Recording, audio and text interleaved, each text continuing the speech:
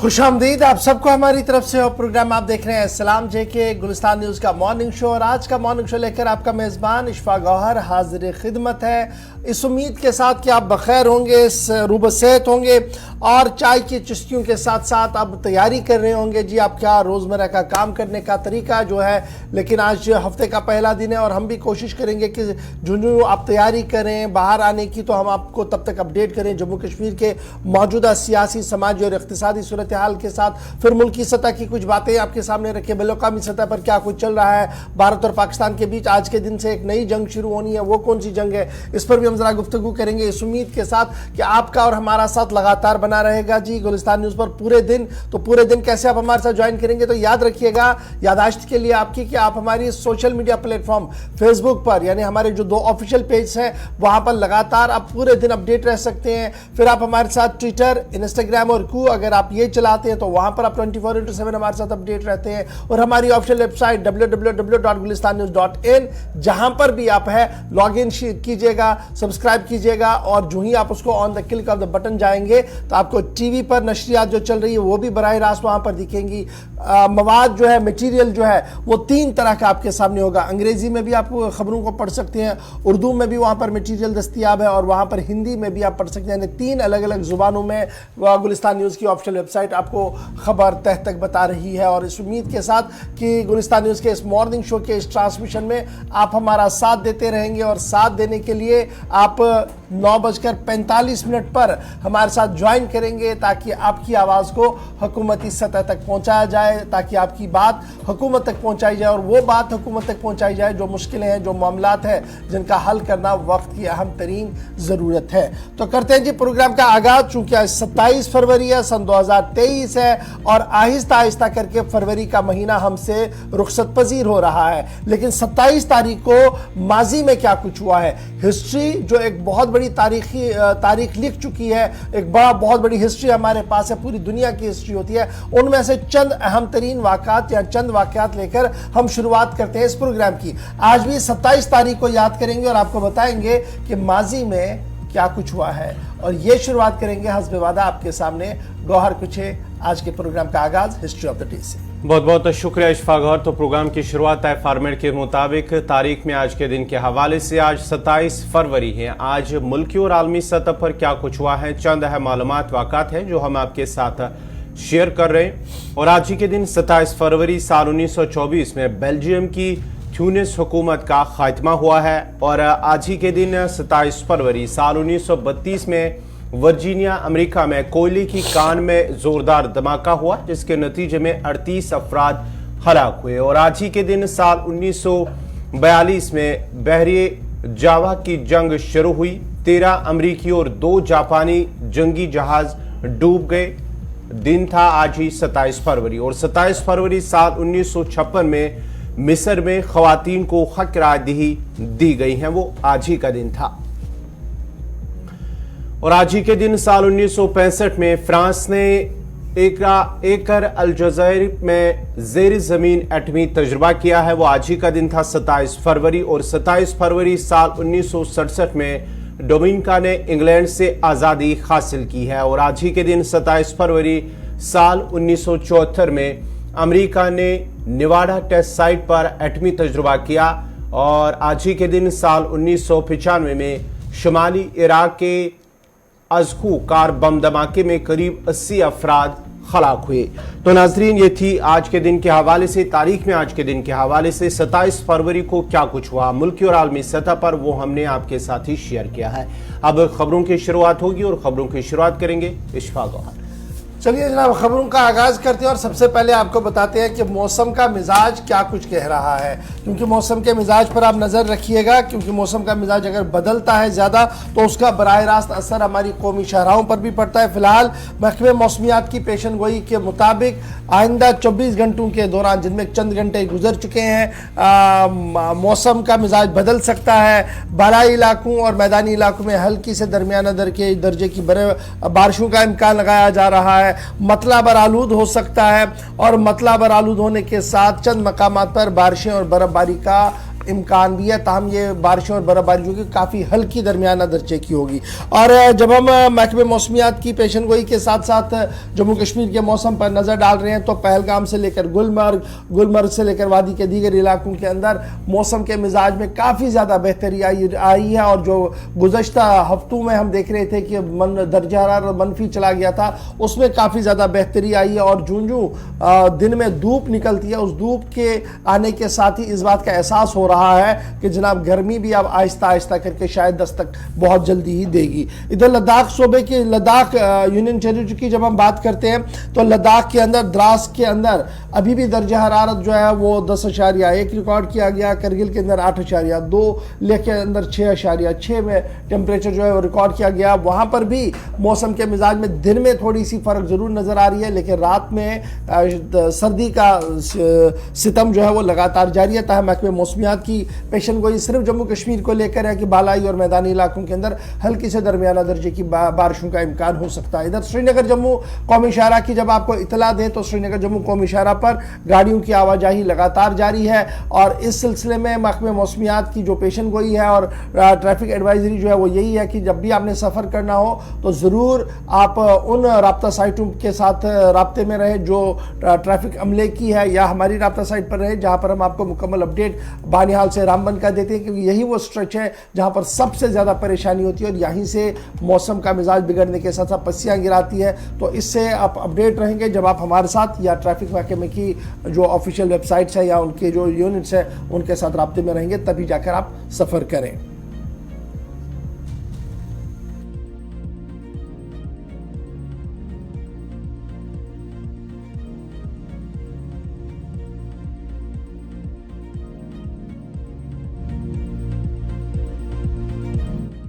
बढ़ते हैं जी आगे, बात करते हैं जरा अब खबरों की और जरा एक अहम और बड़ी खबर की बात करते हैं। मुलाजमीन के लिए आपको याद होगा कि हमने दिसंबर के महीने में आपसे कहा था कि बहुत सारे मुलाजमीन की फारिगी का सिलसिला शुरू हो जाएगा और कल रात देर गए से लगातार ऑर्डर्स का आना शुरू हो गया है। और इस वक्त की अहम और बड़ी खबर की जम्मू कश्मीर इंतजामिया की बड़ी कार्रवाई सामने आई है। 3 सरकारी मुलाजमीन को जहां नौकरियों से बरतरफ किया गया है, वहीं पर 23 रहबर तालीम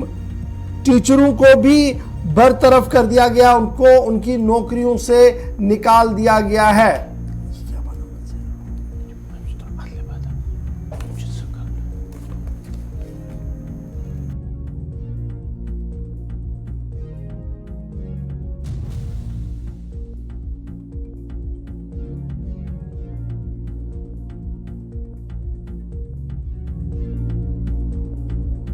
कार्रवाई हुई है जहां पर 23 रहबर तालीम उस्तादों को नौकरियों से बर्खास्त कर दिया गया है। और जब ये 23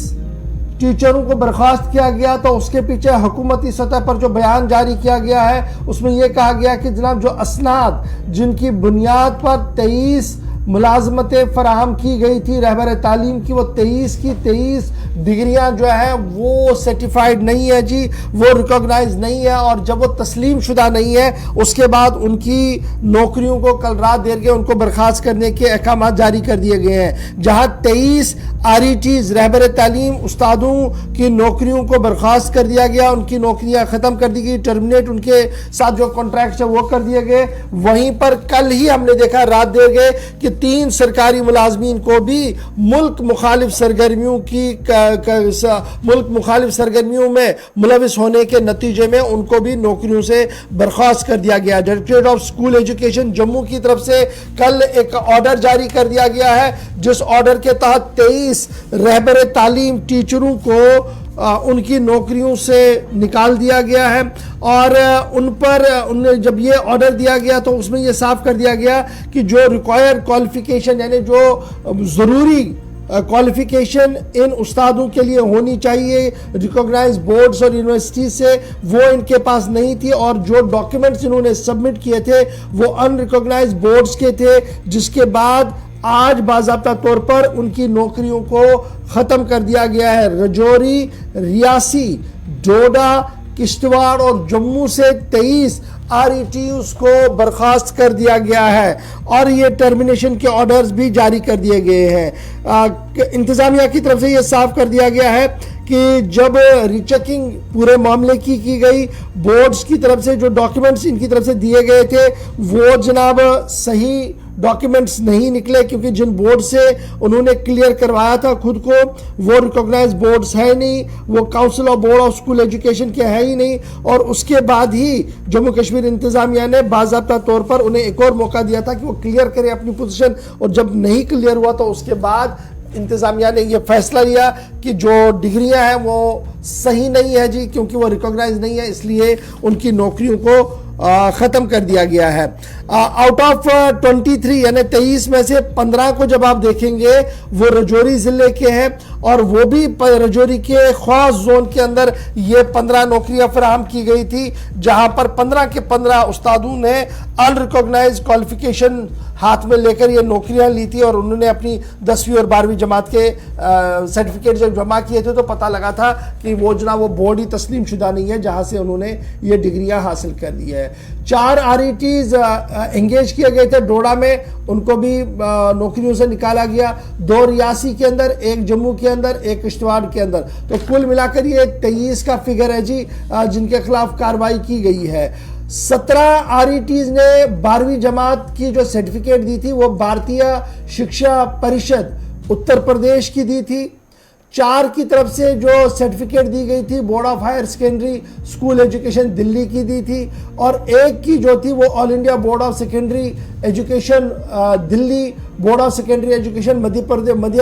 प्रदेश ग्वालियर। लेकिन जब इनको क्रॉस एग्जामिन किया गया तो ये सारे वो बोर्ड्स थे जो तस्लीम शुदा बोर्ड्स नहीं है, और जिसके बाद बाज़ाब्ता तौर पर इनकी डिग्रियों को तस्लीम नहीं किया गया। ये पहला मौका है जी जब इतने बड़े पैमाने पर रहबर तालीम उस्तादों को टर्मिनेट किया गया हो on the basis of their qualification from unrecognised boards. ये पहला मौका है जब इस तरीके का बड़ा फैसला सरकार की तरफ से लिया गया है, और इस तरीके से जो लगातार सैक किए गए एम्प्लॉयज हैं उनकी तादाद लगातार बढ़ रही है। ताहम कल जब हम देखते हैं कि जम्मू कश्मीर इंतजामिया ने अपने दूसरे ऑर्डर में आर्टिकल 311 का सहारा लिया, और आर्टिकल 311 के तहत 3 बड़े मुलाजमीन की नौकरियों से बरतरफी के ऑर्डर जारी कर दिए, जिनमें एक इंजीनियर भी है, जिनमें एक उस्ताद भी है, और जिनमें एक ऑर्डरली भी है। और तीनों पर यह इल्ज़ाम है कि किसी न किसी तरीके से वो इंतहा पसंदी और दहशतगर्दी की कार्रवाइयों में अगर बराह रास्त मुलविस नहीं थे, लेकिन बिलवास्ता उनकी मुलविस पाई गए। कुछ लोगों के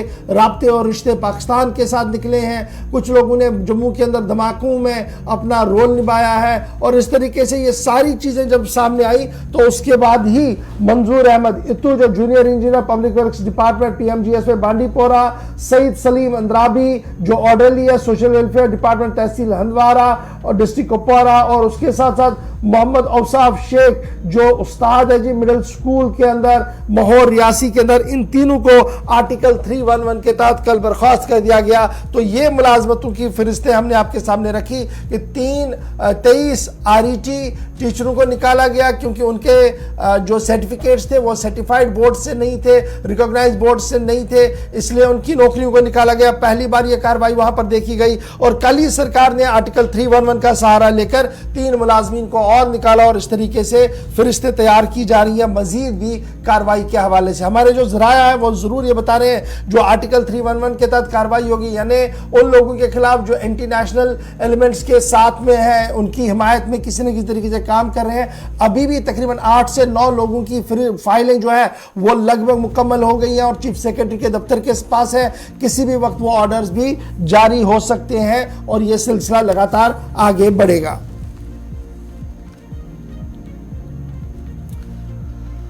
चलिए जनाब अब आते हैं जी एक और अहम खबर की और बात करते हैं housing and urban development department की,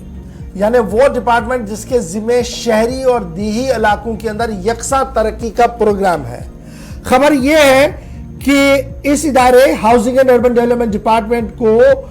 डेवलपमेंट अथॉरिटियां कायम करनी थी, कॉन्स्टिट्यूट करनी थी और उनको फंक्शनल बनाना था। और ये डेवलपमेंट अथॉरिटियां जो बनाने का सिलसिला था ये आईन की रूह से था, कानून की रूह से था, ताकि उन इलाकों के अंदर तरक्की को यकसा किया जाए, तरक्की तेजी के साथ आगे बढ़े। खबर इस वक्त सामने आ रही है कि डेवलपमेंट अथॉरिटीज ने कुछ जगहों पर housing and urban development department ने कुछ डेवलपमेंट अथॉरिटियां कॉन्स्टिट्यूट की, लेकिन वो जब बनाई गई तो वो कागजों तक ही महदूद रही और कहीं पर तो बनी ही नहीं। अब जब ये कहीं पर बनी और कहीं पर नहीं बनी तो एक बड़ा सवाल है, लेकिन ये जो बड़ा सवाल है कि तकरीबन 8 से 9 महीने का वक्त गुजर गया है जब सरकार ने इस बात का फैसला लिया था कि हम डेवलपमेंट अथॉरिटियां कॉन्स्टिट्यूट करेंगे housing and urban development department के अंदर, ताकि हमारा जो डेवलपमेंट का पार्ट है वो और ज्यादा शफाफ तरीके से आगे चले। जम्मू कश्मीर डेवलपमेंट एक्ट 1970 की कई शिकें इस कानून की रूह से इन डेवलपमेंट अथॉरिटियों को बनाना था और आगे बढ़ाना था, लेकिन पिछले 7 माह से जो एक प्रोसेस शुरू किया गया था वो अभी भी मंतकी अंजाम तक नहीं पहुंच रहा था। इन अथॉरिटीज के ऊपर एक बड़ी जिम्मेदारी है। एक ये कि जोनल डेवलपमेंट प्लान ये बनाते हैं, मास्टर प्लान में अपनी इनपुट्स देते हैं और ओवरऑल डेवलपमेंट जो notified areas non notified areas है वहां पर किस तरीके से काम कराना है वो इन डेवलपमेंट अथॉरिटीज के जिम्मे होता है। अगरचे कुछ डेवलपमेंट अथॉरिटियां हमारी नजर के सामने जरूर है जम्मू सूबे के अंदर, कश्मीर के अंदर हमें मुझे इस बात का ज्यादा इल्म नहीं है, लेकिन जम्मू के अंदर कुछ कमेटियां जरूर हमें दिखी है, लेकिन वो कितनी फंक्शनल है, क्या कुछ हो रहा है वो आपके सामने थोड़ी देर में आपको पता लगेगा, क्योंकि हम सीधे श्रीनगर चलेंगे। हिलाल अंजुरी हमारे साथ है। Hilal, housing and urban development department जिसके जिम्मे एक बड़ी जिम्मेदारी है कि शहर और गांव के अंदर यकसा तरक्की हो, मास्टर प्लानों को बनाया जाए और डेवलपमेंट के प्रोजेक्टों को पाए तकमील तक पहुंचाया जाए। लेकिन खबर यह है कि जो एक्ट हमारा है जम्मू कश्मीर डेवलपमेंट एक्ट 1970 जिसकी रूह से कमेटियां तश्कील देनी थी, काफी हाई पावर कमेटियां ये होती हैं, सरकार ने कागजी घोड़े तो दौड़ाए हैं लेकिन जमीनी सतह पर कुछ तब्दील होता हुआ नजर नहीं आया।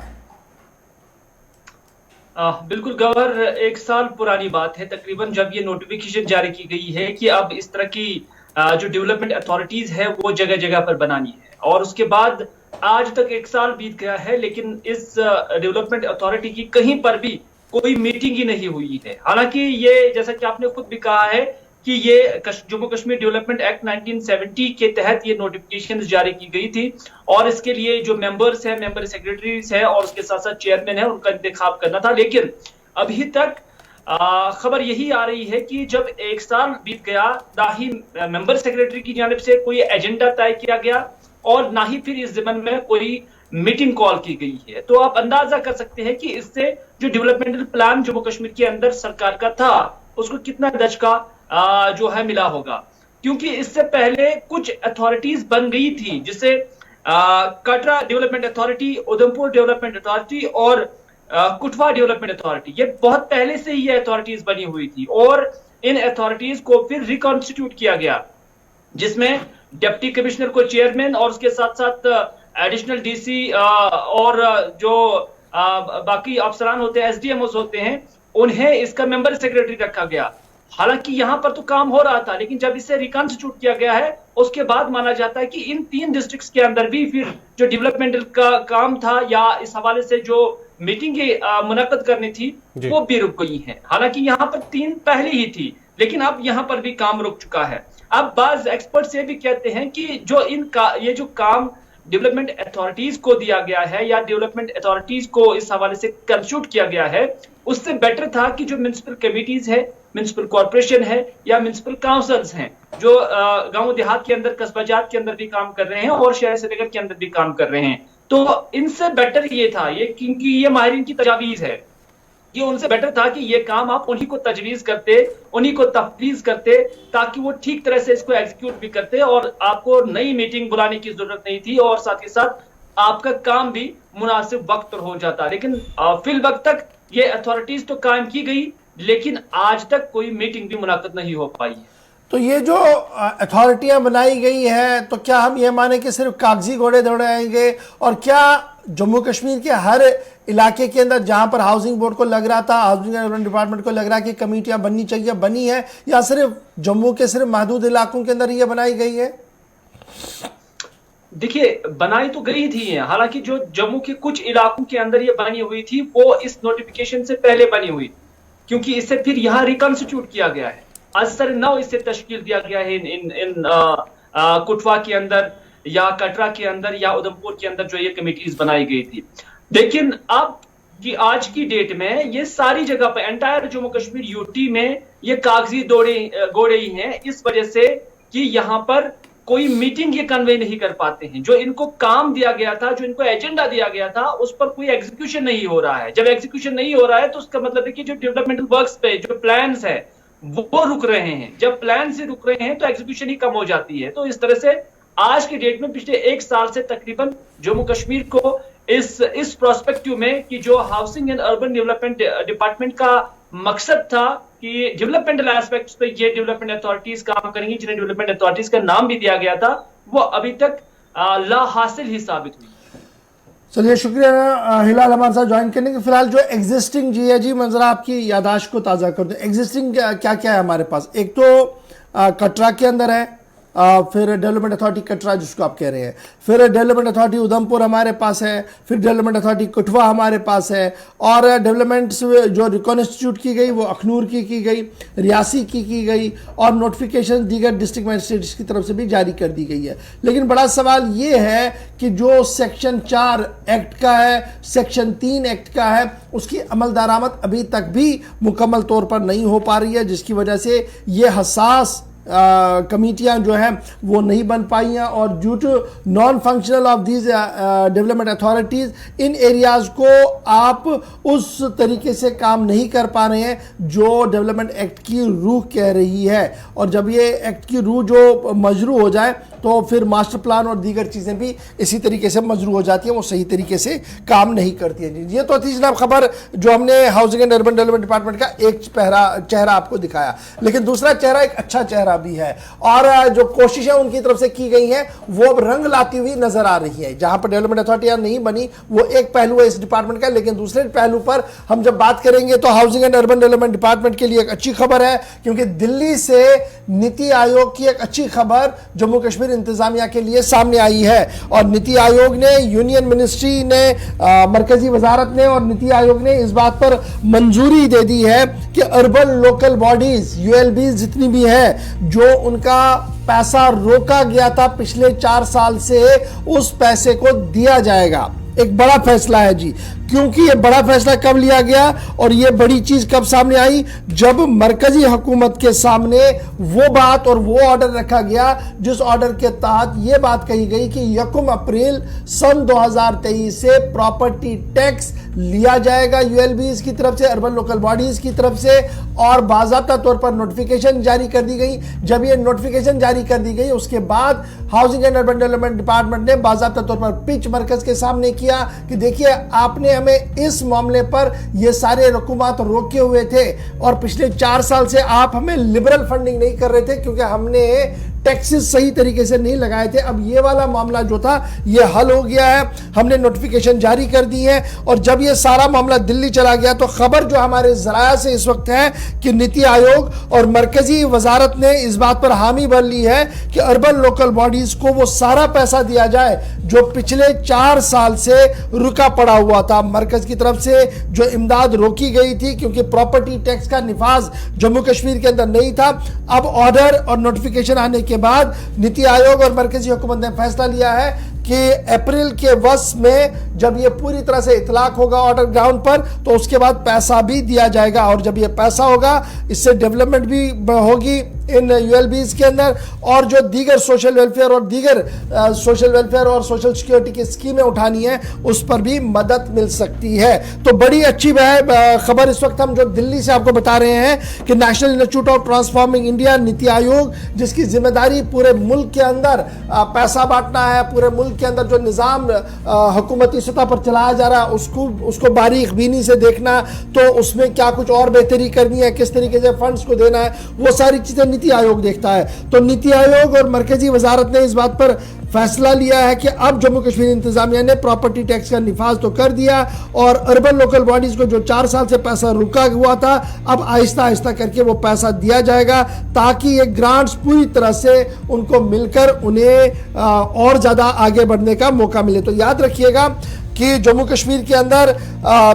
जो पहले इंतखाब हुए थे वो तकरीबन 13 साल के बाद का वक्फा हुआ था और उसके बाद हमने देखा कि फिर पंचायत और ब्लॉक के लेवल के भी इंतखाबात हुए 2019 से 2023 के दरमियान ये पूरा मामला चला। लेकिन इसमें कुछ चीज़ें आड़े आ रही थी जिनमें ये प्रॉपर्टी टैक्स का मामला था, जो सरकार पिछले 2-3 दिन से लगातार बता रही थी कि जनाब बहुत सारा पैसा हमारा है जो नहीं आ पा रहा है और जब तक ये टैक्सेस का निज़ाम नहीं होगा तब तक दिल्ली सरकार से पैसा नहीं मिलेगा। और जब यहाँ नोटिफिकेशन जारी कर दी गई, यहाँ सरकार ने मन बना लिया कि हमने लगाना है और लगातार ऑर्डर के बाद ऑर्डर जारी हुए, तो उन ऑर्डर्स की बिना पर ही दिल्ली से इस वक्त नीति आयोग की यह खबर है कि नीति आयोग ने भी इस पूरे मामले पर नजर रखी हुई थी और जो ऑर्डर जहां से जारी हुए वहां से भी इस बात का फैसला लिया गया कि चलिए यहां पर जो रुका पैसा है वो दिया जाए। तो मिनिस्ट्री फॉर होम अफेयर्स ने भी, याद रखिएगा, सन 2000 में जम्मू कश्मीर म्युनिसिपल एक्ट के अंदर कई तरमीमें की थी, म्युनिसिपल कॉर्पोरेशन एक्ट में तरमीमें की थी, जिन तरमीमों की बुनियाद पर ये एक्ट्स लगाए जा रहे हैं। और जब आप माजी में देखेंगे तो माजी में भी हमारे पास बाज़ाब्ता तौर पर एक एक्ट था प्रॉपर्टी एक्ट के हवाले से जिसमें यह कहा गया था कि आपने अपना जो टैक्स है वो किस तरीके से देना, 12 वो नहीं लिया जा रहा था। लेकिन अब जब मरकज ने जब यहाँ पर कमेटियां बनी, फंक्शनल हुई, तो हमने पैसा मांगा, उन्होंने कहा कि जनाब ये शिके आप पूरे कीजिए। उनमें प्रॉपर्टी टैक्स का भी एक मामला था और अब जब प्रॉपर्टी टैक्स को लेकर जम्मू कश्मीर इंतजामिया ने हामी भर ऑर्डर जारी किए तो दिल्ली से यह खबर है कि नीति आयोग भी इस पर नजर बनाए रखे हुए थे और वादे को पूरा करने में उन्होंने भी हामी भर ली है और पिछले 4 साल से रुकी पड़ी इमदाद को बहुत जल्द जम्मू कश्मीर इंतजामिया को सौंप दिया जाएगा। छोटा सा ब्रेक होगा जी, यहां पर ब्रेक के उस पार आएंगे तो जंग की बात करेंगे और ये जंग कौन सी है और क्या वाकईतन भारत और पाकिस्तान आज आमने सामने है, कहां पर आमने सामने है, क्या कुछ होने वाला है, बताएंगे छोटे से ब्रेक के बाद। बने रहिएगा हमारे साथ।